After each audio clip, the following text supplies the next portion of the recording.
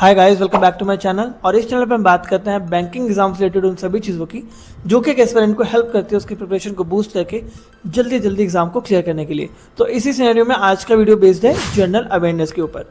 मैं ऑलरेडी अपने चैनल पे इंग्लिश और क्वांट की स्ट्रेटजी शेयर कर चुका हूं, तो इस वीडियो में स्पेसिफिकली हम बात करेंगे जनरल अवेयरनेस की स्ट्रेटजी के ऊपर। क्या हमें पढ़ना है, क्या हमारा सोर्स होना चाहिए, कैसे हमें करना है, कितना हमें पढ़ना है और एग्जाम में कैसे हम अपने स्कोर को बूस्ट कर सकते हैं। तो इन सभी चीज़ों के ऊपर बात करेंगे हम इस वीडियो में। और वीडियो स्टार्ट करने से पहले मैं अपने बारे में थोड़ा बता देता हूँ। My name is Raghav, I am working as an IBPS PO and apart from IBPS PO I have cleared some other banking examinations also which you can see on your screen. और अगर आपको इन एग्जाम्स के score card मेरे देखने हैं तो मैं ऑलरेडी अपने इंस्टाग्राम पे शेयर कर चुका हूँ, आप लोग वहाँ पे जाके देख सकते हैं, मैं लिंक डिस्क्रिप्शन में दे दूंगा। देखिए, आज का जो वीडियो रहने वाला है बहुत शॉर्ट और बहुत क्रिस्प रहने वाला है, क्योंकि GA में ज़्यादा डिस्कस करने के लिए कुछ है ही नहीं। मैथ्स में बहुत सारे टॉपिक्स रहते हैं, मैथ्स में प्रैक्टिस मटेरियल बहुत सारा रहता है, रीजनिंग में भी बहुत सारे क्वेश्चंस, बहुत सारे टाइप्स रहते हैं, बट GA में कुछ नहीं है। GA बहुत एक सिंपल सब्जेक्ट है। आपको एक रिसोर्स लेना है, उसको फॉलो करना है, डेडिकेटली रीड करना है, मल्टीपल टाइम्स रिवाइज करना है, क्वेश्चन सॉल्व करना है and you are good to go. तो वीडियो को स्टार्ट करते हैं विदाउट एनी फर्दर डिले।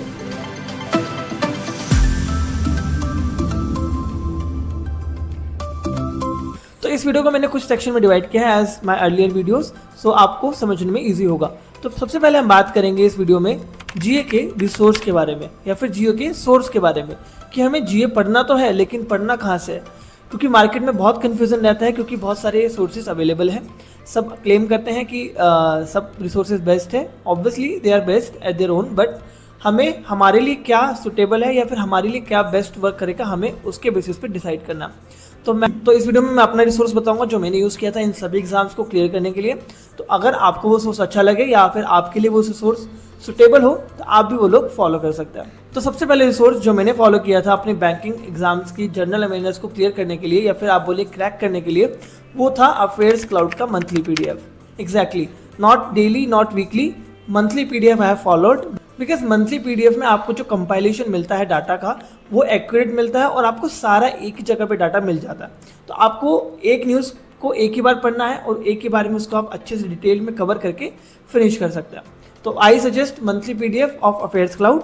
अगर आपके पास या फिर आपको लगता है कि अफेयर्स क्लाउड से ज़्यादा अच्छा आपके लिए कोई PDF है या फिर आपके पास कोई रिसोर्स है जिससे आपको ज़्यादा ईजी हो कवर करने में, तो आप वो डेफिनेटली फॉलो कर सकते हैं। मैंने क्योंकि जो फॉलो किया है मैं आपको वो बता रहा हूँ, ऐसा नहीं है कि आपको भी यही फॉलो करना। करंट अफेयर्स के अलावा मेरे पास बहुत सारे क्वेश्चंस DMs में या फिर मैं बोलूँ रील्स के कमेंट सेक्शन में आए हैं कि स्टैटिक बैंकिंग अवेयरनेस को कैसे कवर करना है।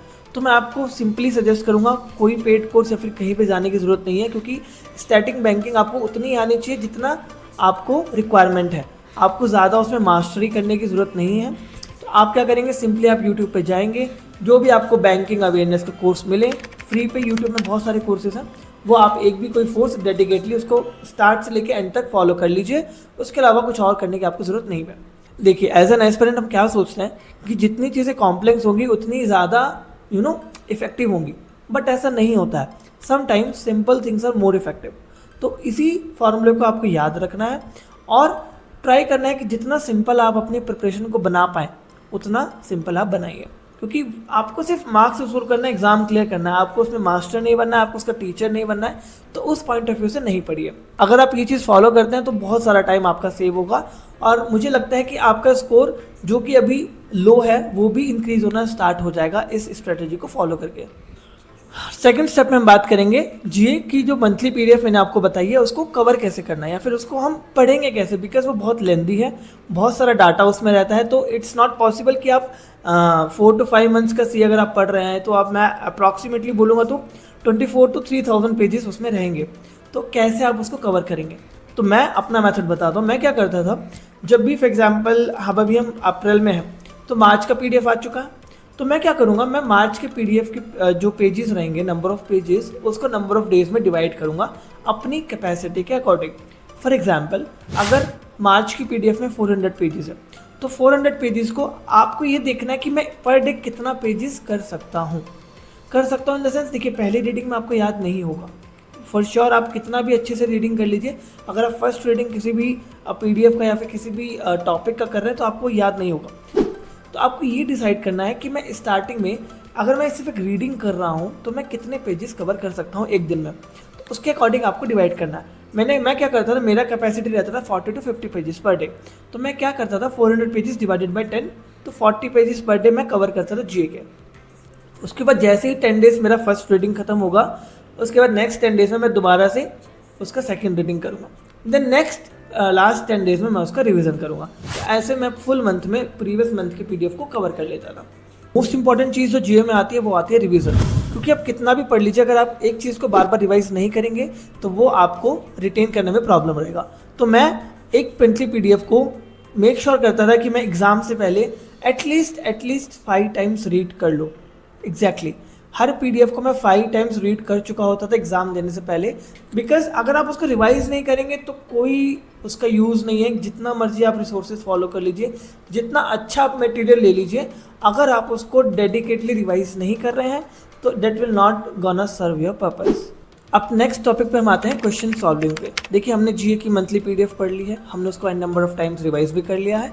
Now will come to question solving, because question को सॉल्व करना it's a different thing. Question solving में आप सीखेंगे क्वेश्चन को सॉल्व करने की टेक्निक। देखिए ज़रूरी नहीं है कि एग्जाम में जो क्वेश्चन आया वो आपको आता हो, लेकिन अगर आपने क्वेश्चन को सॉल्व किया है तो आप एलिमिनेशन से भी कुछ क्वेश्चंस को सॉल्व कर सकते हो। तो ये टेक्निक या फिर ये स्किल आप में अंदर आएगी क्वेश्चंस को सॉल्व करने के लिए।